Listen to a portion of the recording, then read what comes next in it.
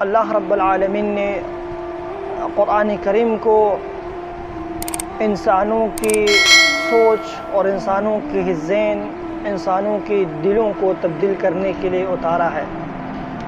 اللہ رب العالمین نے اس قرآن کریم کو انسانوں کی بنیادی جو مقصد ہے اور انسانوں کی جو تخلیق ہے، اس لیے اللہ رب العالمین نے اس کو اتارا ہے کہ تاکہ لوگوں کا ذہن، لوگوں کا سوچ یہ مثبت ہو جائے، یہ اللہ رب العالمین کی بندگی کے لیے، اللہ رب العالمین کی عبادت کے لیے یکسو ہو جائے اور صرف اللہ رب العالمین کی طرف، اللہ رب العالمین کے لیے خاص عبادت اور بندگی کرے۔ اس لیے اللہ رب العالمین نے قرآن کریم کے اندر آیت اتاری ہے، فرمایا وَمَا خَلَقْتُ الْجِنَّ وَالْإِنسَ إِلَّا لِيَعْبُدُونَ کہ انسانوں اور جنوں کو صرف اپنے ہی عبادت کے لیے پیدا کیا۔ صرف عبادت نہیں، محض عبادت نہیں بلکہ صرف عبادت کے لیے، یعبدونی، میری عبادت کریں۔ عبداللہ بن عباس رضی اللہ عنہ، یہ حبر الامہ، مفسر القرآن، یہ کہتے ہیں کہ جہاں بھی قرآن کے کسی بھی لفظ پر جب عبادت کا لفظ آ جائے وَهُوَ بِمَعْنَى التَّوْحِيد، وہ توحید کے معنی میں ہوگا، وہ اللہ رب العالمین کی وحدانیت کی معنی پر ہوگا۔ کیونکہ عبادت جو ہے، مشرکین مکہ بھی عبادت کرتے تھے، مشرکین مکہ بھی وہ لوگ بھی عبادت کرتے تھے، لیکن ان کا عقیدہ آج کل کے لوگوں سے، آج کل کے مشرکین سے ان کا عقیدہ بدرجہ بلند ہے، بدرجہ ان کا عقیدہ اچھا تھے، کیونکہ وہ لوگ سختی کی حالت میں، شدت کی حالت میں، سخت پریشانی میں وہ بھی کس کو پکارتے تھے؟ مخلصین لہ الدین، اللہ رب العالمین کو خالص اسی ذات کو پکارتے تھے۔ جب سخت مشقت، سخت مصیبت، پریشانی میں، تکلیف میں ہوتے تو اس وقت بھی اللہ تعالیٰ کو یاد کرتے تھے۔ فَلَمَّا نَجَّاهُمْ مِنَ الْبَرِّ إِذَا هُمْ يُشْرِكُونَ، جب اللہ رب العالمین ان کو مشقت سے، جب اللہ رب العالمین ان کو جب نجات دیتے تو پھر کیا کرتے؟ پھر شرک کرتے۔ جب ان کا کشتی کسی سمندر کے اندر، دریا کے اندر پھنس جاتے، کہیں پھنس جاتے تو صرف اللہ رب العالمین کو پکارتے اس وقت۔ اور جب فَلَمَّا نَجَّاهُمْ مِنَ الْبَرِّ، جب اللہ تعالیٰ ان کو اس سمندر سے، اس بحر سے خشکی کی طرف لے آتے، جب ان کو نجات دیتے پھر وہ شرک کر جاتے، پھر وہ شرک کر جاتے۔ لیکن سخت مشقت میں، سخت پریشانی میں اللہ تعالیٰ کو پکارتا تھے۔ اور آج کل کے جو مسلمان ہیں، آج کل کے جو مشرک ہیں، جو آج کل لوگوں کا عقیدہ ہے، یہ اللہ رب العالمین کو تکلیف میں بھی نہیں پکارتے، سخت مشقت بھی نہیں پکارتے، اور وہ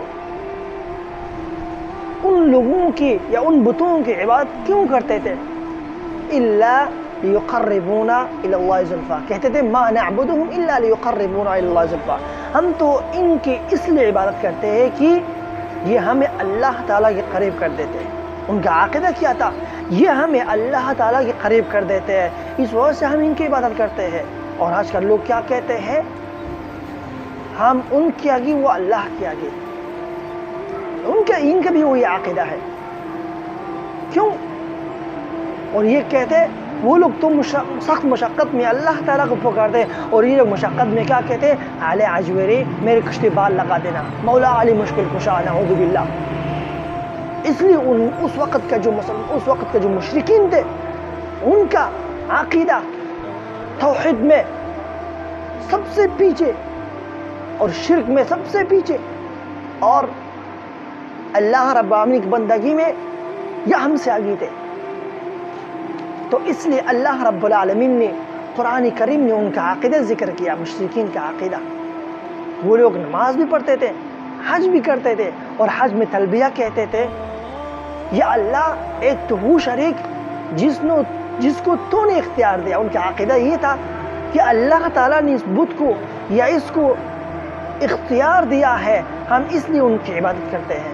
عزیز بھائیو، عبادت کرنے صرف ایک اللہ رب العالمین کے، عبادت وہ قبول ہوگا جو عبادت صرف ایک اللہ کی طرف ہوگا، لیکن عبادت کس کی کرنی ہے؟ اللہ رب العالمین کے۔ اور طرز بندگی عبادت کا طریقہ کس سے لینی ہے؟ اللہ کے رسول صلی اللہ علیہ وسلم سے۔ اب یہ قرآن کو اللہ تعالیٰ نے کس لیے اتارا ہے؟ تاکہ لوگوں کی ذہن، لوگوں کے عقیدہ، لوگوں کا دل یہ مثبت ہو جائے، اللہ تعالیٰ کی طرف صرف عبادت ایک ذات کی کرے، صرف بندگی ایک اللہ کی کرنی ہے، بتوں کی آگے سر نہیں جھکانی ہے، کسی کی پیر بابا فقیر کے آگے سر نہیں جھکانی ہے، اگر سر جھکانی ہے تو اللہ کے سامنے جھکانی ہے، کیونکہ عبادت اور بندگی ایک ذات کی کرنی ہے، اسی نے پیدا کیا ہے اور اسی نے ہمیں موت دے گا۔ تو عزیز بھائیو، اللہ رب العالمین نے قرآن کو اس لیے اتارا ہے کہ تاکہ لوگوں کا ذہن تبدیل ہو جائے۔ یہ قرآن جو ہے اتارا اس لیے ہے کہ مسلمان اس قرآن سے عبرت لے لے، تفکر کرے، غور و فکر کرے۔ اللہ رب العالمین کیا فرماتے ہیں؟ افلا یتدبرون القرآن، کیا تم اس قرآن پر غور نہیں کرتے؟ اس قرآن کے اندر اللہ تعالیٰ کیا فرماتے ہیں؟ افلا یتدبرون القرآن، کیا تم اس قرآن پر غور نہیں کرتے؟ یہ قرآن جو ہے زندگی کو بدل دینے والے قرآن ہے، اس کی ہر ایک آیت انسان کی زندگی کو، انسان کی سوچ کو بدل دیتے ہیں۔ لیکن اگر کوئی ہو قرآن کی طرف آنے والا، ایک آدمی قرآن تلاوت کرتے نہیں، سارا سال ہو گیا ایک آدمی قرآن پڑھتے نہیں، قرآن کی طرف آتے نہیں، پھر یہ قرآن کس طرح زندگی کو بدل دے گا، کس طرح تبدیلی لائے گا، کس طرح لوگوں کی ذہن کو تبدیل کرے گا؟ لیکن اگر قرآن جتنے ہی تبدیلی لائے لیکن یہ شخص، یہ انسان تبدیل نہیں ہوگا۔ تو عزیز بھائیو، آج سے ہم وعدہ کریں کہ ہم قرآن کو پکڑیں گے، قرآن کو روزانہ ایک آیت اس کو تفکر کے ساتھ، غور و فکر کے ساتھ، سوچ کے ساتھ ہم پڑھیں گے۔